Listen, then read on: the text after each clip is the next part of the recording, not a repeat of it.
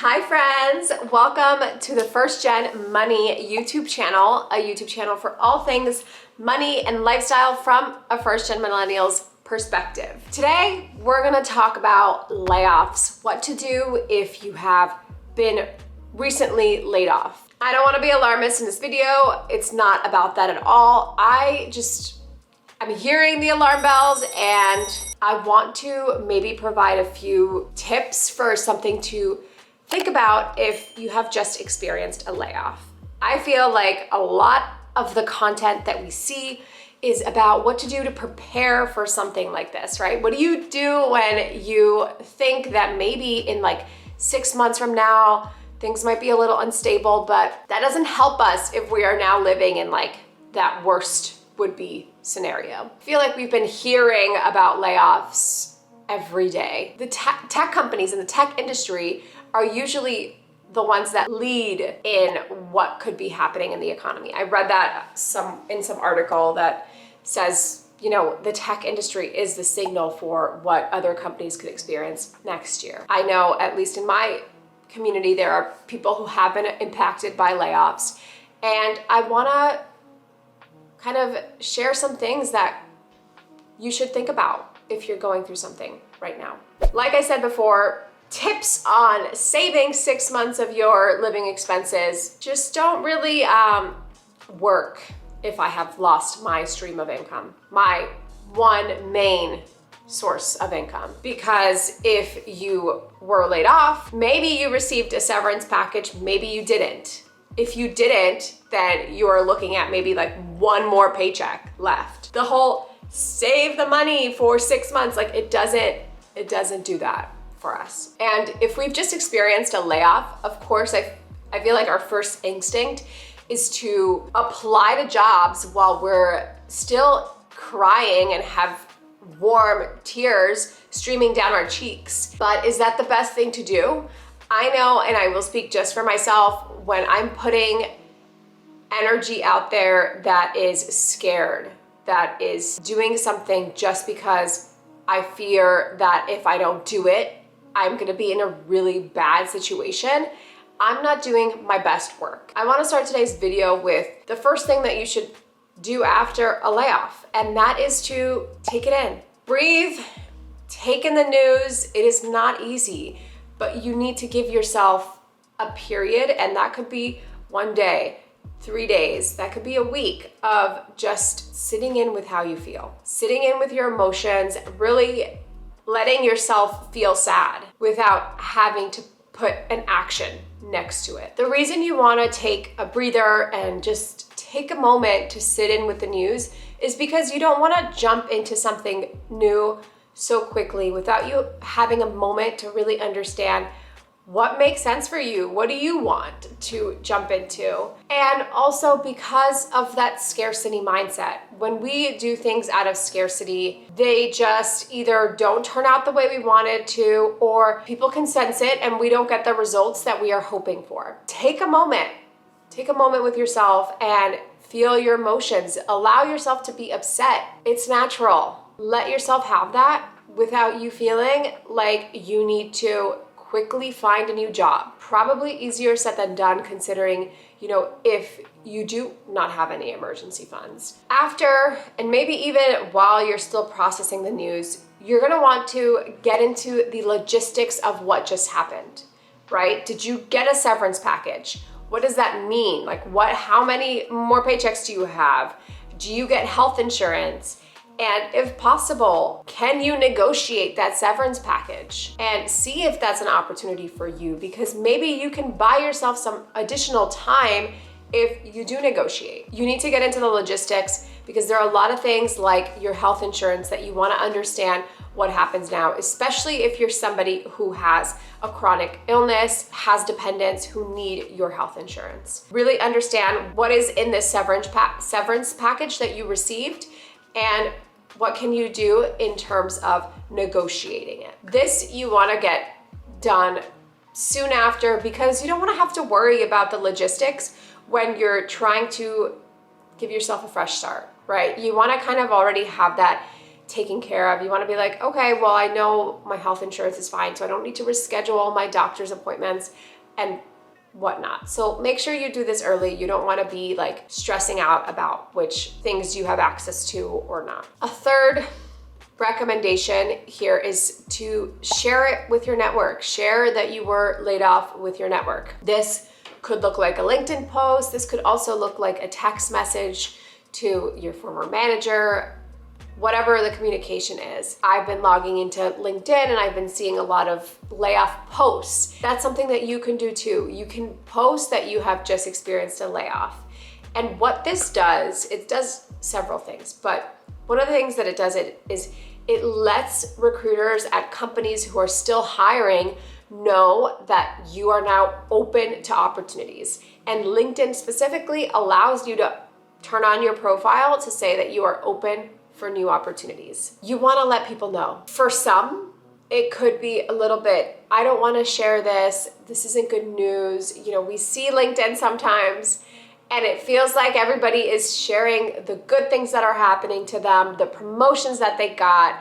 And so sharing something like a layoff feels like, why would I put a visible scarlet letter on my chest like that? Like, that's what it feels like. But it's not that. People want to help you, and also you are helping those recruiters who are looking to fill their roles by telling them you are looking for X, Y, and Z positions. Share what happened in a LinkedIn post. Not only does the LinkedIn post kind of like send a signal to recruiters at companies that are hiring, a clear sign that you are looking for opportunities, but it also tells your network. It also opens opportunities for you, not just in the sense of jobs, but networking opportunities. It allows you to reconnect with former colleagues who might see your post and respond to you and say, I loved working with you at X, Y, and Z. You were so, good at organizing, like all this stuff. You need that. You need people who have worked with you in the past. You need people in your network to lift you up, to make you feel better. I don't want to say make you feel better because it should all come internally. You shouldn't look for external sources to make you feel better, but it helps. It does help when people are telling you, you were great at this, you were great at that, because especially in these moments right now when you're going through something, what you need is to feel that validation, that it wasn't about you, it wasn't personal, and that you are worthy of great opportunities. Not only does it open it up to recruiters who are looking to maybe hire you, but it also like reconnects you with your former colleagues. It also makes people have you at the top of their minds if, something opens up at their company, or just networking opportunities for you to take networking opportunities in the way like, you can get on a Zoom call to like talk about what a different career path could look like. So the LinkedIn post, I think, is really important because it can open a lot of different doors for you, and open doors by having conversations with other people. Put in that LinkedIn post, but avoid talking negatively about your company. I mean, that should go without saying, but like, be professional. It's the professional LinkedIn page. Just explain the situation. You don't need to like name names or do anything that's gonna not reflect so good on you. Number 3, just kind of, oh God, the sun is coming in strong. Okay, I'm gonna move over here. So number 3 kind of led the path for number 4. Make a list of your accomplishments, the things that you are good at, the things that you've done successfully at your former employer, in your career. And I think, hold on. I'm gonna fix this light situation. Number 3, posting on LinkedIn, hearing from your former colleagues really paves a way for making the list of your accomplishments, because you not only have to think about them yourself, but now you have a thread of your former colleagues saying all the things that they enjoyed about working with you. Take some time, make that list, because you need that reminder. You need the reminder that you are an amazing employee and you have done great work, you need that right now. You need to understand that like this isn't personal, that people enjoyed working with you. So make a list of your accomplishments, make them also while it's fresh in your mind, right? Like if you just were at an employer and you finished a amazing project and everybody had great things to say, like write that down, because all of these accomplishments are going to come in handy when you have to think about examples during interviews. And if you choose not to share on LinkedIn, then like reach out to your network and personally and be like, can you help me, understand what are some things that I was really good at? And one thing I forgot to mention with the LinkedIn post is your former colleagues are gonna wanna help you. How do you ask people for help? You can have them write a LinkedIn review. That's really important. That is like your Yelp reviews of the professional world. If a colleague reaches out to you and says, I'm sorry that, I just saw that you were laid off, like whatnot, let me know if there's anything I can do, and this is somebody that worked with you, then you are gonna wanna ask if they can write a review on LinkedIn about how it is to work with you.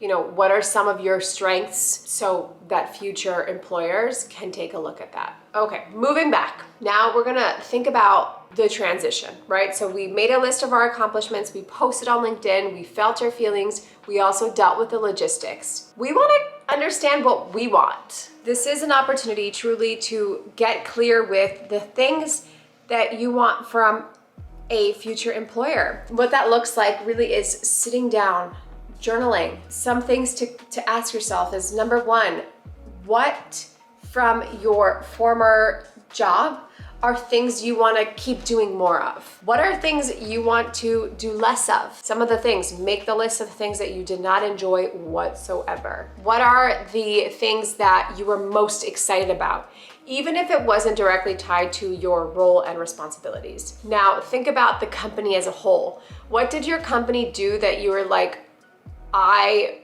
really love that I work at a company that does this, that cares about this? What didn't you love? Those are like different prompts that can get you into thinking about what makes sense for your job search, right? What kind of companies should you be looking at? What kind of roles should you be looking at? Are you now looking at a career transition because you realize that what you're most excited about was not anything tied to your direct role? Take a moment, consider what it is that you want, because yes, it feels like it wasn't your choice to get laid off, but it happened. And so use this as an opportunity for you to really get clear on what it was that brought you joy. And maybe it's all the same things that were at your previous company. And maybe you're not gonna change anything up, but still, there are probably a couple things that you would want to be a little different. We've gotten to number 6, and this is finally you going and putting pen to paper. Start making a schedule for your job search. And I say make a schedule and not just like start applying to jobs, because you really need that schedule. You really need that schedule, or you can be sitting on the couch at 11 p.m. watching Love is Blind and then say, I shouldn't be watching Love is Blind. I should be applying to a job, but it's 11 p.m. on a Saturday night. Like, should you really be doing that? Give yourself a schedule. Give yourself a schedule to hold yourself accountable for, to set some goals and some milestones along the way, because you don't want to be applying to jobs at all hours of the day. That is how we burn out. We burn out when there is no structure around work and we are just working all the time. Am I gonna keep a 9-to-5 schedule? Do I actually, prefer like working at nights and like relaxing in the day? Whatever it is, create your schedule. Do you want Mondays and Wednesdays to be actual apply to jobs day? And then Thursdays and Fridays, it's network and have Zoom calls and learn about people's jobs days. You are in control of your schedule. Make sure that you do something that makes sense to you so that you're not applying to jobs 24/7. Before we go, though, I did want to share, I did a call out on Instagram for those who had been laid off to kind of share some of the things that they did right after a layoff. So one that I thought was really fun was making a list, and this was by Via. my friend. Making a list of all the things that you now have time for. That's sleeping in, working out, watching specific shows. So make a list of those fun things that just will boost your joy.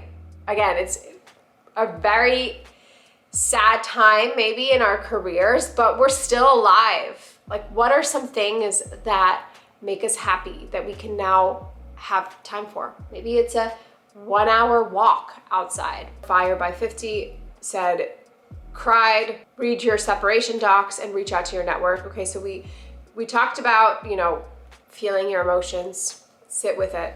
You don't have to rush into like applying in the same hour that you were laid off. And reach out to your network. Your network is crucial. These are the people that will help you find your next opportunities. And somebody else shared that, they're just figuring this out now because it happened to them that same week. You're not alone. It's a tough time because you think about yourself, and I know some of us tie our identity to our jobs, but we cannot do this. Our jobs are not our identity. Let's separate ourselves from that, because when we don't, we feel low and very unworthy when things like this happen. You are worthy of so much more. You are more than your job. You are a person in this world with hobbies, with interests. I hope some of this was helpful, and I am wishing you all of the best in finding your next opportunity. Let me know if you did find anything useful. If you have anything you want to add that you've done, put them in the comments, share it with people, let people know what they should also be considering. And I will see you all next week.